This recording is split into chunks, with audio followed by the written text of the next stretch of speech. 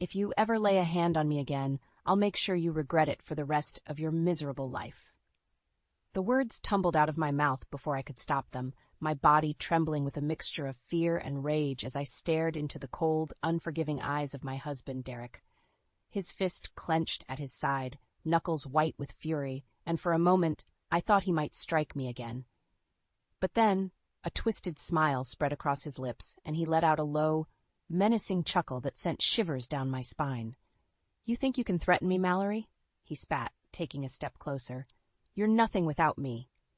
You'd be lost, alone, and penniless if it weren't for my generosity."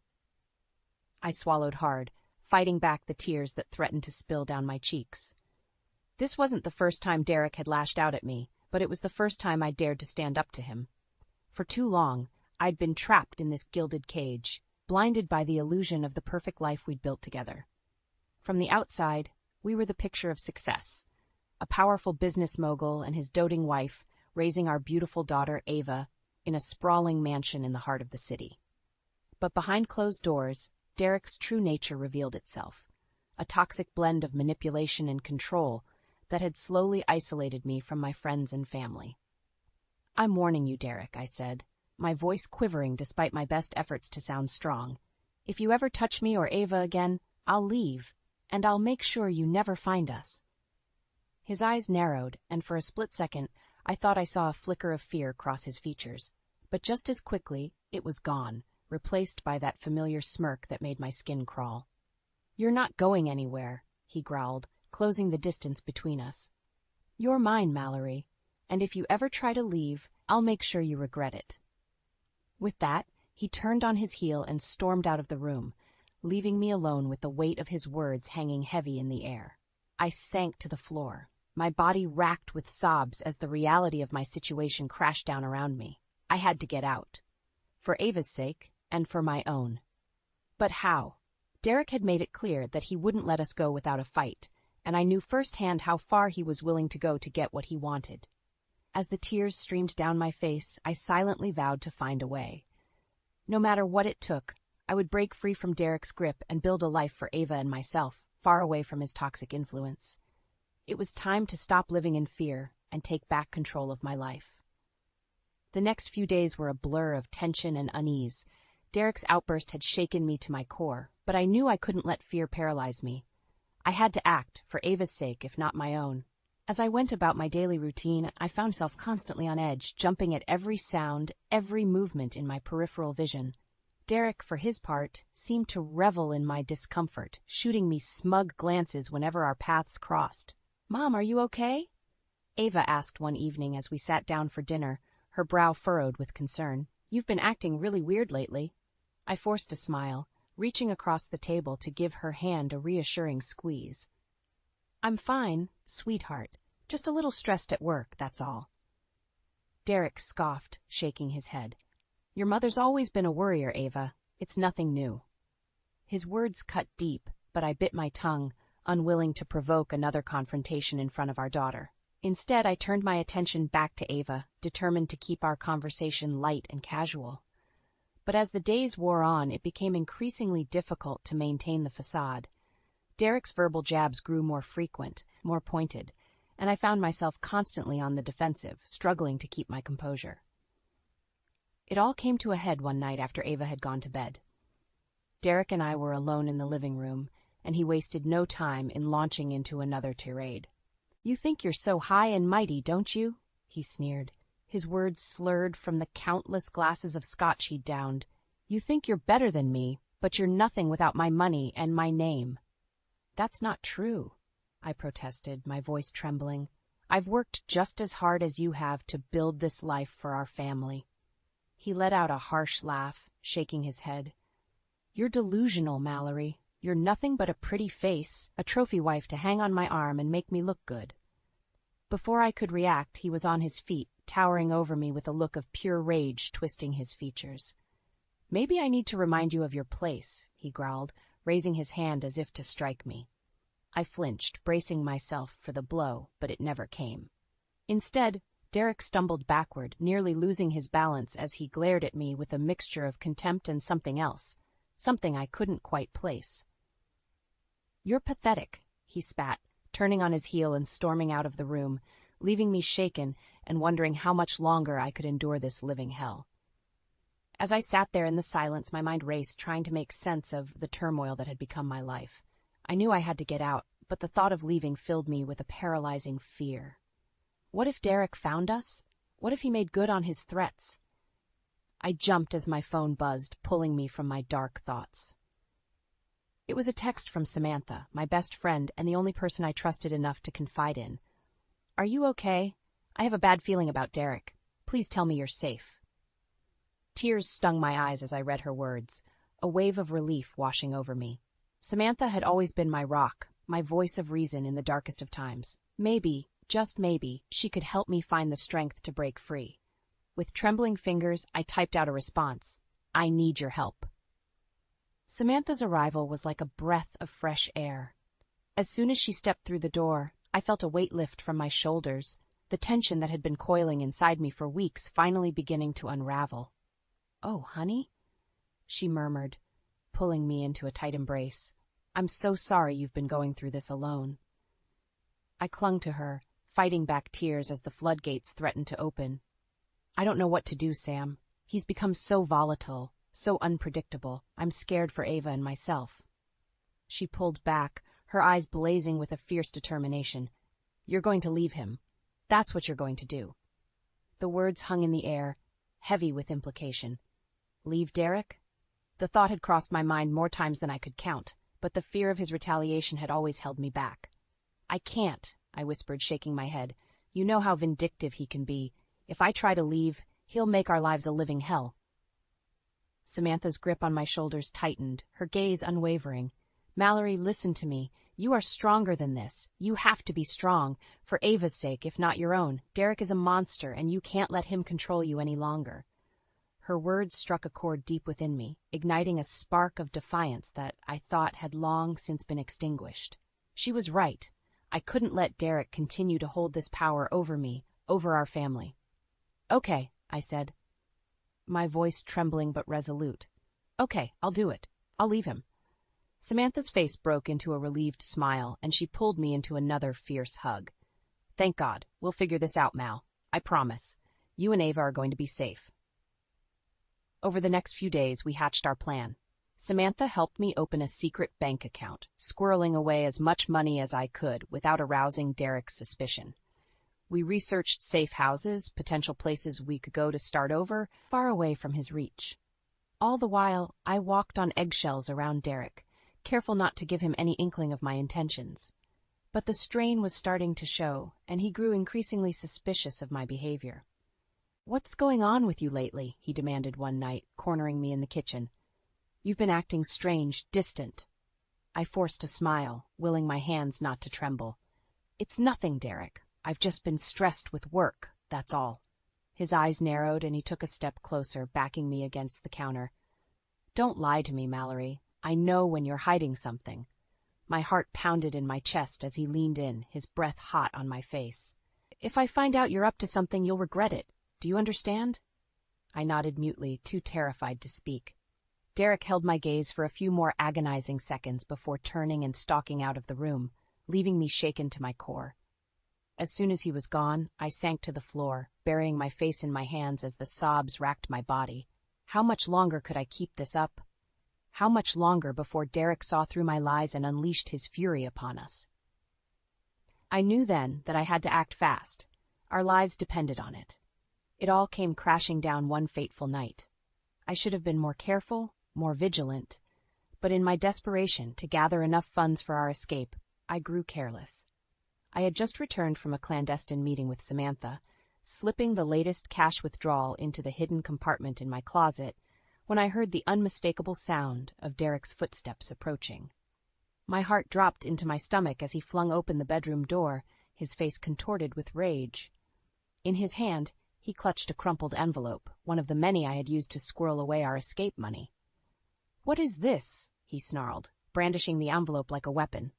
"What the hell have you been up to, Mallory?" I froze, my mind racing as I scrambled for an excuse, any lie that might defuse the situation. But Derek was having none of it. In a flash, he crossed the room and yanked open the closet door, his eyes widening as he discovered the hidden stash of cash. "You lying bitch," he growled, whirling on me with a look of pure fury. "You were planning to leave me, weren't you?" I tried to speak, to explain, but the words caught in my throat as Derek advanced on me, his fists clenched at his sides. "After everything I've done for you, this is how you repay me?" he roared, spittle flying from his lips. "You ungrateful whore!" Before I could react, his hand lashed out, striking me across the face with such force that I stumbled backwards, stars dancing before my eyes. "Derek, please," I begged, tasting blood on my split lip. "I was only trying to protect Ava and myself. You've become so volatile, so abusive. I couldn't take it anymore." His eyes narrowed, and for a moment I thought I saw a flicker of remorse cross his features.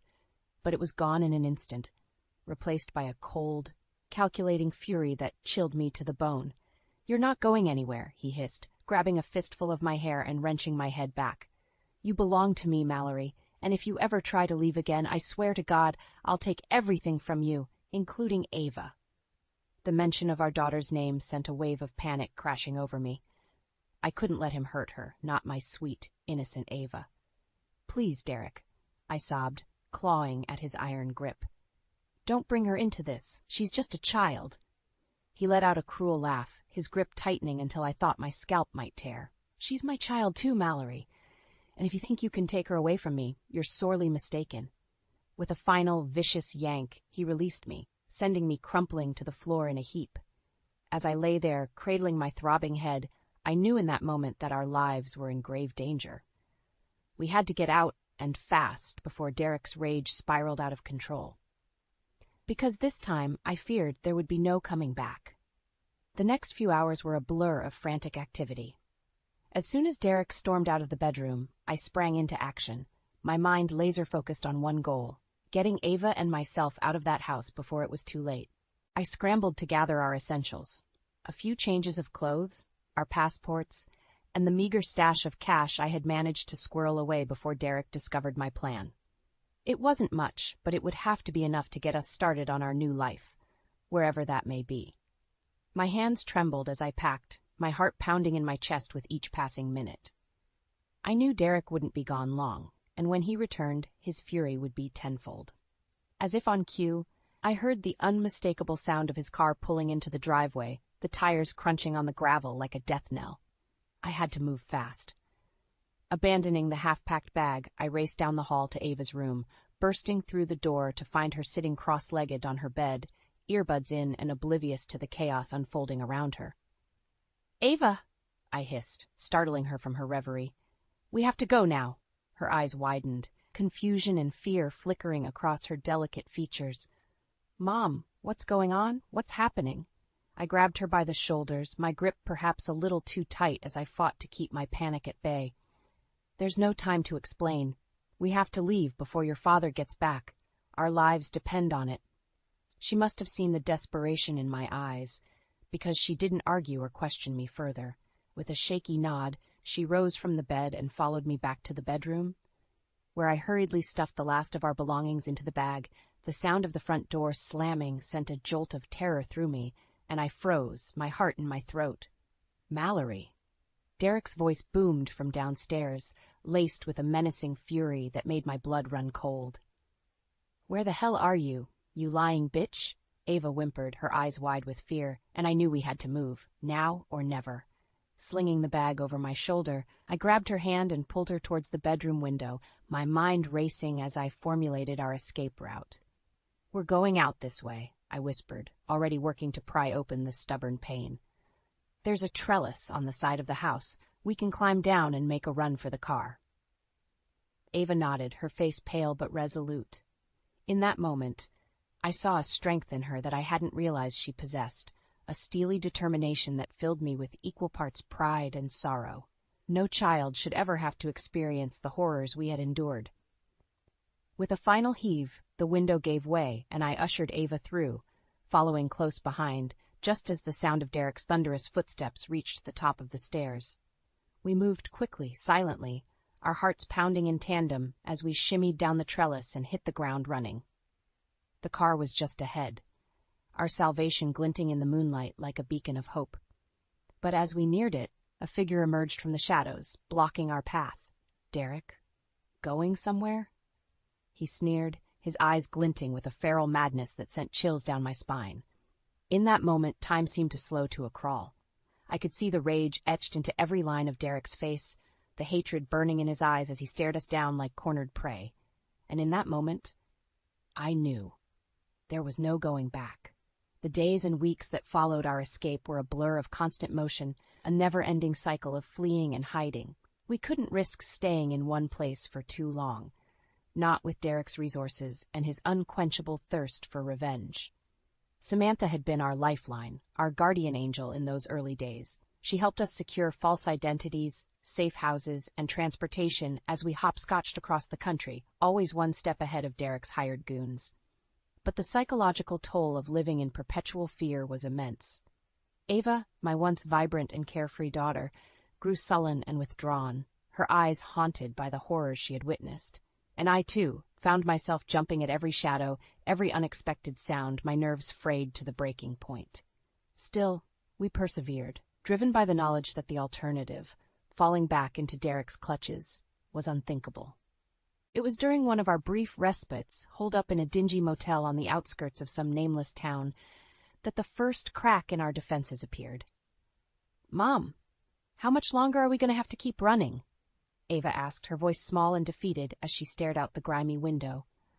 I swallowed hard, my heart aching at the weariness etched into her young features. "As long as it takes, sweetheart, until we're sure your father can't find us." She turned to face me, her eyes brimming with unshed tears. "But what if he never stops looking? What if we have to spend the rest of our lives like this, always running, always afraid?" The questions hung heavy in the air, their weight crushing me under the weight of their implications. Because deep down, I knew she was right. Derek was a man possessed, and he would stop at nothing to track us down, to exact his twisted brand of revenge. "I don't know, Ava," I admitted, my voice thick with emotion, "but I promise you, we'll find a way to make it through this. Together." She nodded, but the spark of hope in her eyes had dimmed, replaced by a weary resignation that broke my heart. In that moment, I vowed to find a way to end this nightmare, once and for all. We couldn't go on living like this, constantly looking over our shoulders, our lives forever tainted by the specter of Derek's rage. It was time to take the fight to him. Over the next few weeks, I began to hatch a plan, reaching out to old contacts, calling in favors, and assembling a team of people I could trust to help bring Derek down. It was a risky gambit, but one I was willing to take if it meant finally securing our freedom. And then, just when I thought we had hit another dead end, a break in the case arrived in the form of an anonymous tip. Derek's location, his movements, his routine. It was the opportunity we had been waiting for, the chance to strike back and end this twisted game of cat and mouse once and for all. As I relayed the information to my team, a sense of grim determination settled over me. This was it, the moment we had been preparing for. The showdown was inevitable, and only one of us would emerge victorious. I only hoped that when the dust settled, Ava and I would be the ones left standing. The safe house was a nondescript warehouse on the outskirts of town, its weathered exterior belying the high-tech command center that lay within. As I stepped through the reinforced steel door, my heart was pounding in my chest, a heady mix of adrenaline and trepidation coursing through my veins. "You're sure about this, Mal?" Samantha's voice broke the tense silence, her eyes searching mine for any hint of doubt or hesitation. "There's no going back after tonight." I took a deep breath, steeling my resolve as I gave her a curt nod. "I'm sure Derek has to be stopped once and for all, for Ava's sake, if not my own." She pursed her lips, clearly not thrilled with the plan, but respecting my decision nonetheless. "All right then, let's get this show on the road." Around us, the team of ex-military operatives and private investigators I had assembled sprang into action, checking weapons and running final system diagnostics. The air was thick with tension, the weight of what was to come hanging over us like a shroud. "We have eyes on the target," came a gruff voice from the comm station, shattering the silence. "He's just left his office and is en route to the rendezvous point." My breath caught in my throat as a grainy image of Derek flickered onto the main monitor. His face twisted into a scowl as he stalked towards his waiting car. Seeing him again, even through the distorted lens of a surveillance camera, sent a chill down my spine and reignited the smoldering embers of fear and rage that had burned within me for so long. "Remember, we need him alive," I reminded the team, my voice steadier than I felt. "At least for now, he has to face justice for what he's done." A chorus of grunts and nods met my words. The men and women around me hardened professionals who understood the gravity of the situation. Still, I couldn't shake the nagging sense of dread that had taken root in the pit of my stomach. What if something went wrong? What if Derek managed to slip through our grasp once again, disappearing into the ether and leaving us to pick up the pieces of our shattered lives? I pushed the doubts aside, focusing instead on the task at hand. This was our one shot, our chance to end this nightmare once and for all. Failure was not an option. The minutes ticked by like hours as we waited with bated breath, tracking Derek's movements on the monitors until finally the call came in. He's arrived at the rendezvous point, moving into position. My heart leapt into my throat as the team sprang into action, donning tactical gear and checking weapons one last time before filing out of the safe house and into the waiting armored vehicles. "Stay safe," Samantha murmured, pulling me into a fierce hug. "And give that bastard hell for me." I nodded, unable to find the words as a lump formed in my throat. This was it, the moment I had been both dreading and anticipating for what felt like an eternity. As the convoy roared to life and peeled out onto the deserted street, I found myself gripping the edge of the console, my knuckles white with tension. Every fiber of my being was focused on the mission, on the confrontation that was about to unfold. Derek's reign of terror was about to come to an end. One way or another, tonight would be the end of the road, and I would be the one to put the final nail in his coffin. The days and weeks following Derek's capture were a whirlwind of legal proceedings, media scrutiny, and the long, arduous process of picking up the pieces of our shattered lives. But through it all, a weight had been lifted, a burden that had pressed down on Ava and me for far too long.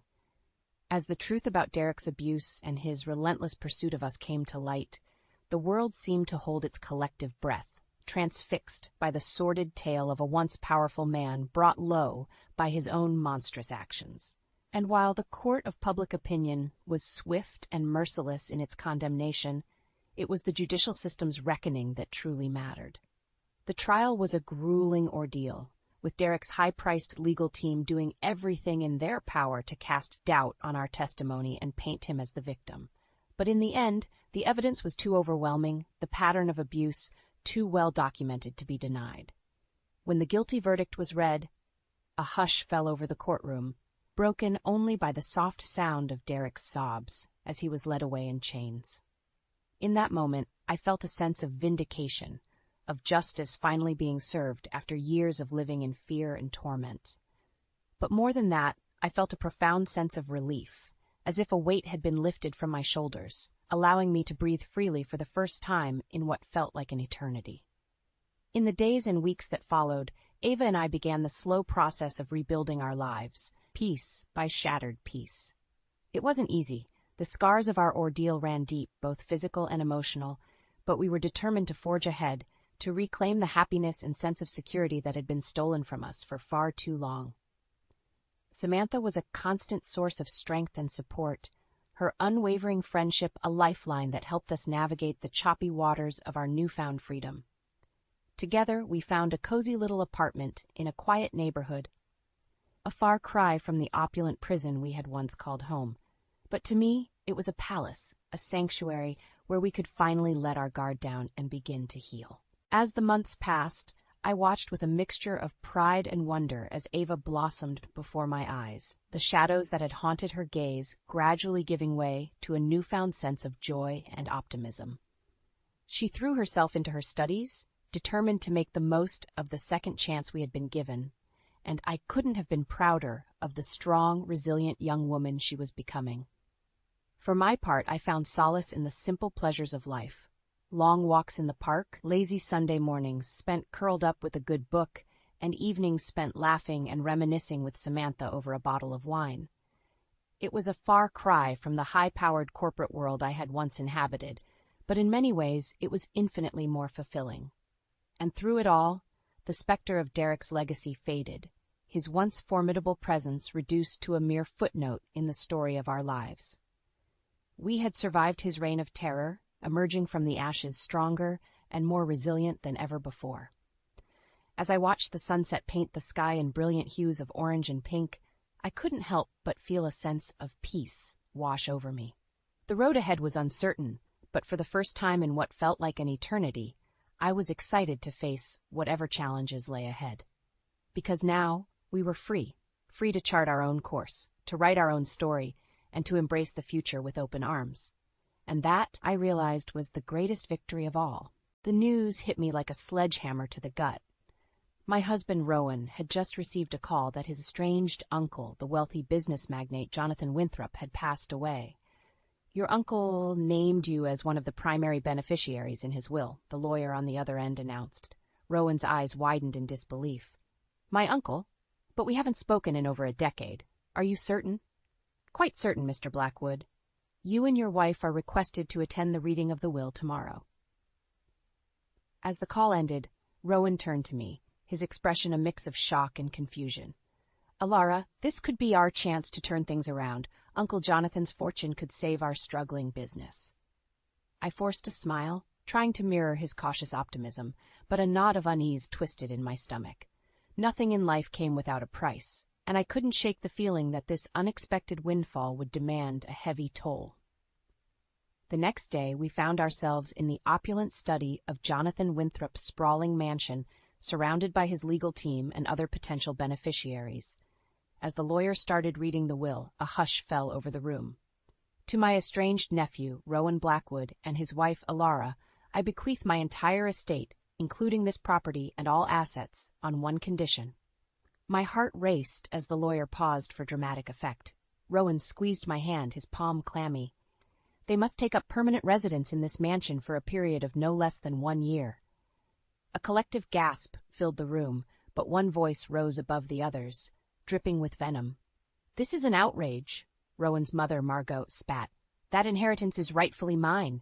I'm Jonathan's only living relative. Her eyes locked onto me, filled with undisguised hatred. This is that little gold digger's doing, I'm sure of it. Rowan stepped forward, his jaw clenched. Mother, you have no right. Don't you dare take her side, you ungrateful whelp. Margot hissed, her words slicing like knives. The lawyer cleared his throat, attempting to restore order. The terms are clear, Mrs. Winthrop. If Mr. and Mrs. Blackwood fail to meet the residence requirement, the entire estate will be distributed among various charities. Margot's eyes narrowed dangerously. Mark my words, you'll regret this. That mansion and everything in it belong to me by rights. I'll make your life a living hell until you surrender what's mine. As her gaze bored into me, a chill ran down my spine. I knew, in that moment, our lives had taken an irrevocable turn, and the battle lines had been drawn. A week later, we stood before the looming gates of Winthrop Manor, our new home, or gilded cage as it felt. The ancient stone edifice seemed to stare down at us, its Gothic spires like accusing fingers against the slate-gray sky. Are you sure about this? I asked Rowan, my grip tightening on his hand.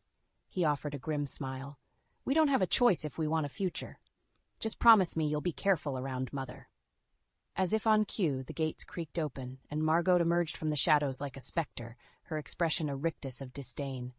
So the prodigal son returns, she sneered, and he brings his little bride into my home. I fought the urge to recoil as her eyes raked over me with undisguised loathing. This is Uncle Jonathan's home now, Mother, Rowan said, his voice strained. We're here to honor his wishes. His wishes? Margot barked a harsh laugh. That senile old fool was manipulated in his final days, no thanks to your scheming wife, I'm sure. Before I could respond, she stepped closer, her face inches from mine. Listen closely, you conniving little tramp. This is my domain, and I'll make your life a waking nightmare until you slink back to whatever hovel you crawled out of. Rowan pulled me back, shielding me with his body. That's enough, Mother. You've gone too far. Margot's lips curled into a cruel smile. We'll see about that. As she turned and stormed back towards the manor, I felt a shiver run down my spine. The games had begun. Over the following weeks, Margot's campaign of subtle torment intensified. Priceless heirlooms went missing, only to reappear in bizarre locations. Strange noises echoed through the halls at night, keeping me awake, and the servants treated me with thinly veiled contempt, no doubt following Margot's lead. "She's just trying to rattle you," Rowan insisted, but I could see the doubt creeping into his eyes. One night, as I descended the grand staircase, I felt a violent shove from behind. I tumbled down the steps, searing pain lancing through my body as I crashed to the marble floor. When I finally regained my senses, Margot was standing over me, a sickening grin plastered across her face. "Clumsy girl," she purred. "You should be more careful." As she turned and walked away, I felt a cold certainty settle in my gut. This was no longer a game to her. Margot was willing to go to any lengths to drive me out, even if it meant destroying me in the process. After the accident on the stairs, I knew I couldn't trust anyone in that house. Except perhaps Rowan, but even his loyalty was becoming strained by his mother's vicious campaign against me. I took to wandering the manor's shadowy corridors at night when everyone else was asleep, searching for any clue that could expose Margot's true motives. On one such foray, I discovered a hidden door behind an antique bookcase, leading to a dust-covered study that seemed untouched for decades. Inside, I found a trove of old letters and documents, including correspondence between Margot and Jonathan in their younger years. What I read made my blood run cold. It appeared Margot had been stealing from the family fortune for years through elaborate financial schemes, only to be cut off by Jonathan when he uncovered her deceit. As I dug deeper, I also uncovered evidence that Margot had once been involved with a shady business partner of Jonathan's, a man who later disappeared under mysterious circumstances. Had Margot gone so far as to have him killed to cover her tracks? Armed with this damning information, I knew I had to confront her, once and for all. But when I tried to show the evidence to Rowan, he refused to believe his beloved mother was capable of such depravity. "These letters prove nothing," he snapped, pushing the documents away. "Mother has been nothing but generous and loving her entire life. I think you're allowing your imagination to run wild." "Don't be a fool, Rowan," I cried, my frustration boiling over. "Can't you see she's manipulating you, just like she's been doing your entire life?" His jaw tightened, and I realized I'd struck a nerve. "Get out. I need some time alone to think about all of this." As I left him brooding in the study, a pit of dread opened in my stomach. Margot's web of lies was so intricately woven, so deeply rooted in Rowan's psyche, that I feared nothing short of a miracle could make him see the truth. In the days that followed, strange occurrences began plaguing me again. More missing valuables, eerie scratching sounds from behind the walls, and an increasing sense of being watched. I knew Margot was behind it all, but I could never catch her in the act. Then, one evening, the servants began whispering about a scandalous story that had surfaced in the local papers, depicting me as a shameless gold digger who had ensnared Rowan through nefarious means. The vicious lies left me reeling, and I knew Margot's hand was behind this public defamation. When I confronted Rowan about it, he seemed conflicted, torn between his loyalty to me and his ingrained devotion to his mother. "Perhaps it would be best if you left for a while," he said, unable to meet my eyes, "at least until this blows over." As I stared at the man I loved, I realized our relationship was hanging by a thread, fraying under the relentless onslaught of Margot's cruelty. If I didn't act soon, I would lose everything: my home, my husband, and any chance at the life we'd dreamed of. The battle lines had been drawn, and I would have to fight with every weapon at my disposal if I hoped to survive the war Margot had declared. No matter the cost, I wouldn't go down without a fight. In the aftermath of the vicious newspaper story, the atmosphere at Winthrop Manor became suffocating. Rowan grew increasingly distant, torn between his loyalty to me and his lifelong conditioning by his manipulative mother. Meanwhile, Margot's underhanded tactics escalated in boldness and cruelty. It all came to a head one chilly autumn night. I had retired early to the bedroom Rowan and I shared, exhausted from another day of walking on eggshells in that accursed house. As I prepared for bed, a faint scratching sound came from the adjoining dressing room, like fingernails on wood. My heart pounding, I crept toward the noise, pushing open the dressing room door. That's when I saw it: a blazing trail of liquid snaking along the floor towards the piles of cast-off clothing. The unmistakable scent of kerosene filled my nostrils, seconds before the first lick of flame consumed the fabric. I stumbled back, choking on thick black smoke as the fire spread with terrifying speed. By the time I made it back into the bedroom, flames licked hungrily at the draperies and seared my lungs. I clawed desperately at the bedroom door, but some force held it firmly in place from the other side. "Help! Rowan! Please, someone help me!" I screamed, panic clawing at my throat as the room became an inferno around me. Then, over the roar of the blaze, I heard it, Margot's shrill laughter cutting through the chaos. That twisted cackle would haunt my nightmares for the rest of my days. Just as the searing pain and smoke threatened to overwhelm me, the bedroom door exploded inward with a thunderous crack. Rowan burst in, soot streaking his panic-stricken face, and pulled me bodily from the conflagration raging within. I don't remember much after that, only fragments of being rushed to the hospital, bandages binding my scorched skin, and the vacant look in Rowan's eyes as he watched over me in silence. When I finally regained my senses days later, Rowan sat slumped by my bedside, his expression hardening as I recounted the night's events. "She tried to kill you," he muttered in a hollow tone, the truth he had been so desperate to deny finally settling in his bones. "My own mother." I took his hand, ignoring the sting of my blistered skin, and made him meet my gaze. "She has to be stopped, Rowan, before this goes any further." His eyes smoldered with rage and anguish, I know. But even then, as he said the words, I could see the fractures splintering his loyalty, the product of a lifetime's manipulation threatening to reassert itself. Margot's twisted lies had sunk their hooks in deep, and I feared they might never fully release their grip on the man I loved. Rowan pressed his forehead to my hand, his next words barely more than a pained whisper.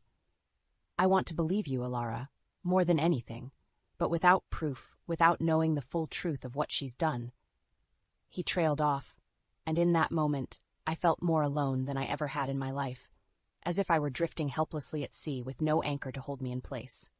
It was then that I knew I would have to take matters into my own hands if I had any hope of surviving Margot's vendetta and salvaging what little remained of my crumbling life. Whatever the cost, I had to find a way to expose that vile woman's sins before they destroyed me completely. After the harrowing ordeal of the fire, I knew I couldn't remain a passive victim any longer. If I didn't take decisive action, Margot's malicious games would consume me completely. Rowan's loyalty was hanging by a frayed thread, and it was clear I couldn't rely on him to protect me from his mother's ruthless machinations. In the depths of that long, agonizing night following the inferno, a newfound resolve took root within me. I would gather whatever allies and evidence I could to finally expose Margot for the vicious, conniving snake she truly was, even if it meant facing her darkness head-on. My first step was contacting the local authorities and providing them with the damning letters and documents I'd uncovered, detailing Margot's financial crimes and the mysterious disappearance of Jonathan's former business partner. While the police seemed skeptical at first, the mounting pile of evidence against her could not be easily dismissed. Next, I reached out to an unlikely source, Francine, one of the manor's longest-serving maids who had endured Margot's cruel treatment for decades. Years of pent-up resentment bubbled to the surface as I revealed what I knew of Margot's misdeeds. "That wretched harpy has had her talons in me since I were a young girl," Francine hissed, her voice thick with hatred. "Blackmail, threats, you name it. She's a right evil one, that's for certainty." With Francine's help, I began uncovering even more of Margot's sordid secrets, illicit affairs, underhanded business dealings, and long-buried scandals that she'd worked tirelessly to conceal. It became increasingly clear that her entire life was a meticulously constructed web of lies and deceit. However, the final piece of the puzzle remained maddeningly elusive, the key to unraveling her twisted scheme against me and exposing her murderous intentions once and for all. That crucial lead finally came from an unexpected source, Margot's own estranged younger sister, Emma, who had been ostracized from the family years ago. I received an anonymous letter from her, detailing a particularly vicious confrontation that had driven her from Winthrop Manor in disgrace. "Margot has always been rotten to the core," Emma wrote in a shaky hand. "Petty, vindictive, utterly consumed by greed and status. but you must know the truth about what really happened the night our father died. The real reason she turned on me so viciously."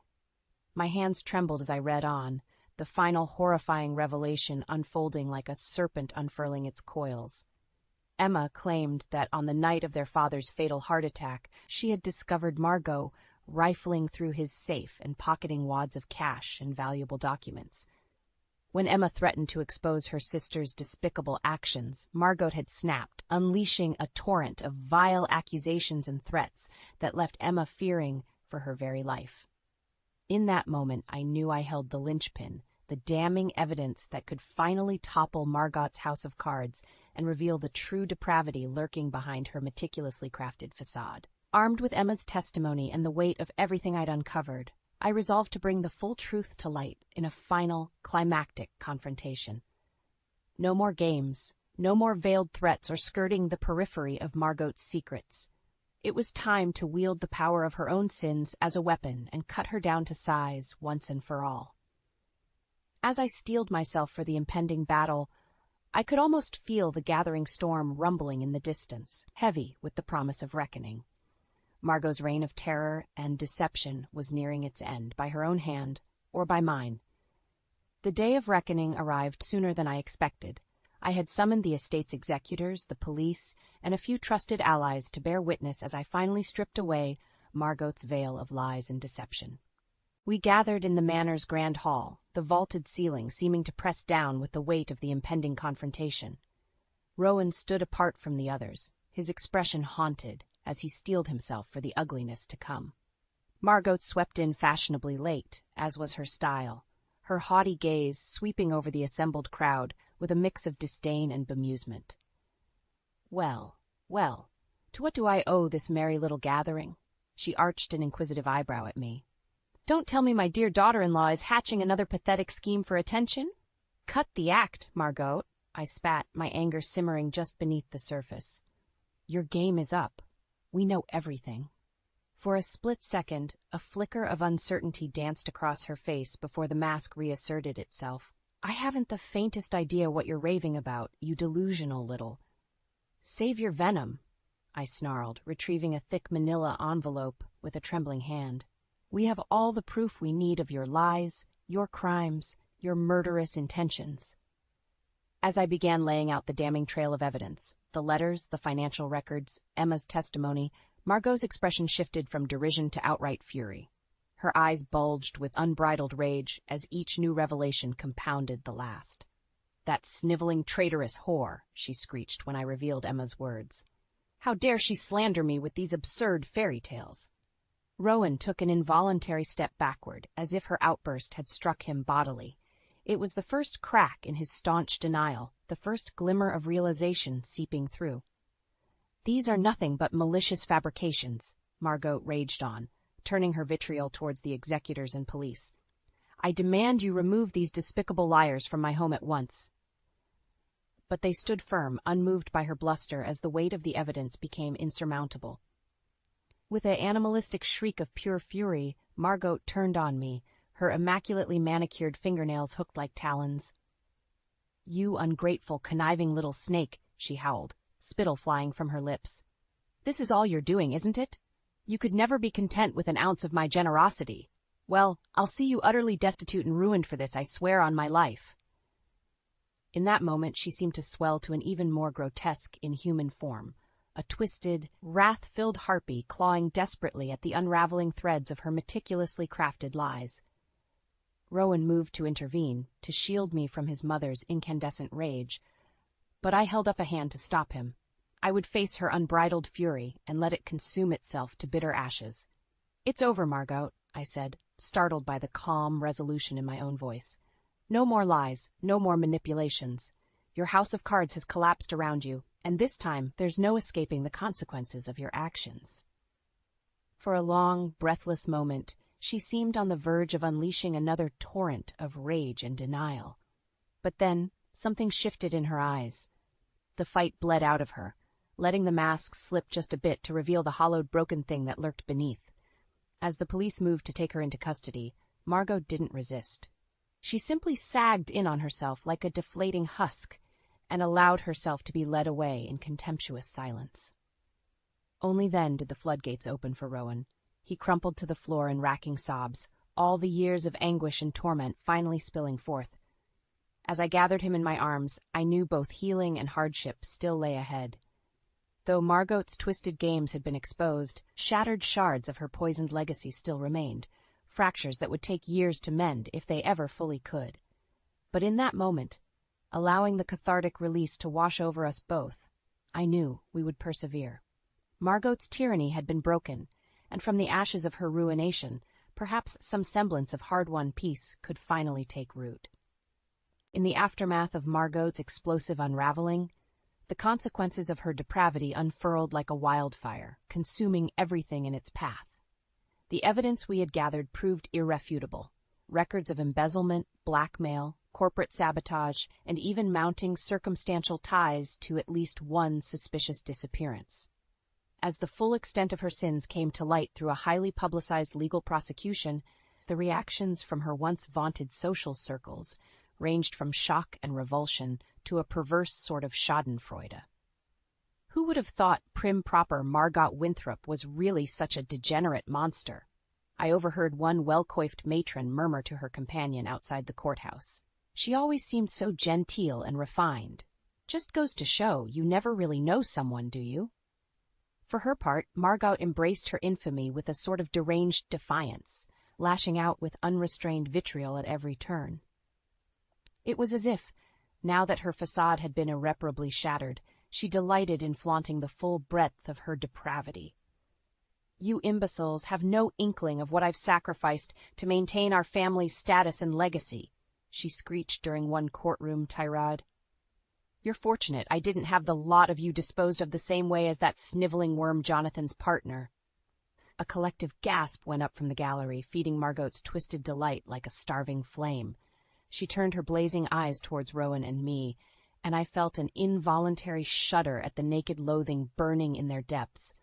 "Look at them, cowering like the gutless fools they are. You're the reason our noble lineage lies in ashes, the both of you. Weak-willed, pathetic." Her venomous diatribe was finally cut off by the stern banging of the judge's gavel. But even as the bailiffs muscled her away, Margot directed one last look of pure, unbridled hatred in our direction. A silent promise that this war was far from over, at least in her mind. Over the following weeks, Margot's downfall accelerated with dizzying speed. Asset seizures, criminal indictments, and the inexorable avalanche of public censure stripped away what tattered remnants of status and influence she had once wielded like a blunt instrument. Yet through it all, she remained utterly defiant and unrepentant. "They'll all get what's coming to them, mark my words," she spat at reporters camped outside her palatial estate, now little more than an empty, echoing mausoleum. "This is far from over, you mealy-mouthed vultures." Unfortunately for Margot, her rabid threats and unhinged ravings only further cemented her legacy as a once powerful matriarch, undone by her own boundless avarice and corruption. Society had turned its back on her with a mixture of pity and disdain, leaving her bitter screeds to be consumed by indifferent winds. On the day her sentencing was finally handed down, a staggering array of charges resulting in a harsh multi-year prison term, Margot unleashed a final, unrestrained torrent of malice. "Curse all of you," she howled, thrashing against the iron grip of the bailiffs as they tried to drag her from the courtroom. "Especially you, Alara. This is far from over, you hear me? I'll have my revenge if it's the last thing I—" Whatever final, dire imprecation she intended was cut off as she disappeared through the door, the slam of iron against wood echoing through the court like a grim period. Silence hung heavy for several breathless seconds, and then the hushed murmurs began rippling through the gallery once more. A vile chapter had finally been closed. The damage caused by one woman's unchecked ambition and malice laid horrifyingly bare. As Rowan and I embraced in the wake of that sordid spectacle, I knew our own road towards healing and redemption would be long and arduous. The scars left by Margot's cruelty ran deeper than any inflicted wound. But at least now, at long last, we could begin to rebuild what she had so nearly destroyed. With the poison she had injected into our lives finally excised, there was a chance to nurture something new from the blighted, burned remains of our former existences. those tender green shoots wouldn't take root overnight, of course. Deep, ravaging fires leave extensive scarring in their wake, but we would tend the ashes dutifully, allowing new life to gradually emerge, hushed and humble at first, then growing stronger and more resilient with each passing season. It was the only way to banish Margot's toxic legacy once and for all, by cultivating the power to persevere where her hatred and corruption could only hope to wither and decay. In the weeks following Margot's sentencing, an eerie silence descended over Winthrop Manor. The echoing halls, once electric with her malicious presence, now felt like a vacuum, the stifling calm before the soft patter of new life begins to take tentative root. Rowan and I moved through those early days in a numb haze, going through the motions of setting the manor to rights, but still emotionally adrift from the cataclysm that had reshaped our lives so violently. We spoke in hushed tones, as if afraid to disturb some lingering malignant force hovering in the shadows. The servants, finally freed of Margot's tyrannical grasp, tiptoed about their duties with the same wary restraint as field mice anticipating the return of a prowling cat. Then, one crisp autumn morning, I awoke to find Rowan sitting at the foot of our bed, his shoulders hunched and head bowed beneath some invisible weight. "Rowan," I murmured, reaching out a hand to his arm. "What's wrong?" For a long moment he didn't respond, simply staring down at his calloused palms as if they belonged to a stranger. Finally, he drew a long, shuddering breath. "I spent so many years letting her gnaw away at my soul, Alara.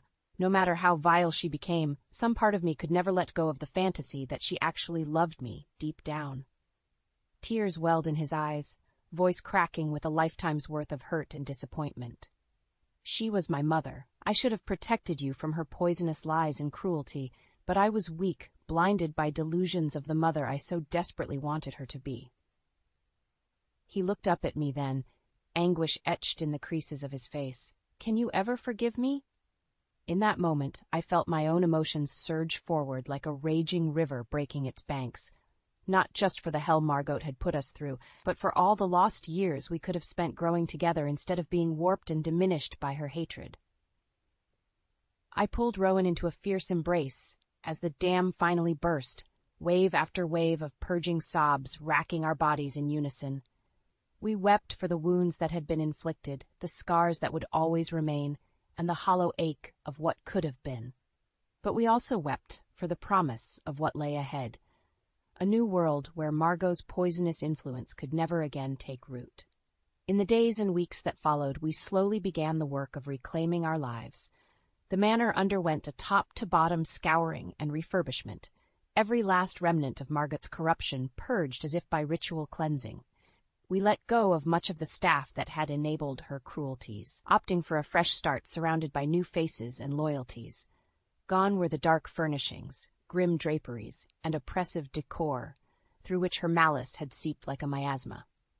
In their place, we cultivated light, open spaces, and vibrant designs that spoke of rebirth rather than decay. Slowly, tentatively, the scars began to heal into the thick protective calluses of hard-won resilience and perseverance. What gave me the most solace and hope for our future, however, was witnessing Rowan's own metamorphosis. Where once Margot's manipulations had shaped him into a wavering, conflict-averse shell of a man, now I saw an indomitable pillar of resolve and integrity taking form. Gone were the haunted looks and furtive self-doubts.